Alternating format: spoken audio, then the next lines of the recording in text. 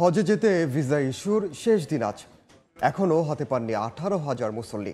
তবে চ্যালেঞ্জ থাকলেও বিকল্প উপায়ে সব যাত্রী হজে যেতে পারবেন বলে আশ্বস্ত করেছে হাব।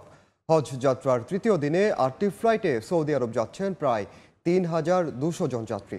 এদিন একটি ফ্লাইট বাদে সবগুলো সময় মতো ঢাকা ছেড়ে গেছে। এদিকে আজ শেষ হচ্ছে ভিসা আবেদনের তৃতীয় দফার বর্ধিত সময়, তাই ভিসার দিকে তাকিয়ে আছেন অনেক হজ যাত্রী। Hajj Agencies Association of Bangladesh HAAB বলছে, আজকের মধ্যে বাকি ভিসা কার্যক্রম শেষ হবে। যারা আবেদন করেছেন কেউই বাদ যাবেন না।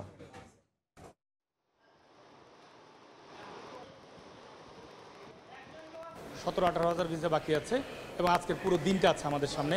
আমরা আশা করি এর মধ্যে সবগুলি ভিসা আমরা সম্পন্ন করতে পারবো। সৌদি কর্তৃপক্ষের সাথে যোগাযোগটি রাখতে হয় যাতে সার্ভার যাতে কোনোভাবে ডাউন না হয়ে যায়। ভিসা যেহেতু অনলাইনে হয়, এখানে যেহেতু হিউম্যান টাচ নাই, সার্ভার যদি ডাউন হয় তাহলে কিন্তু আমরা কর্মঘণ্টা হারাবো।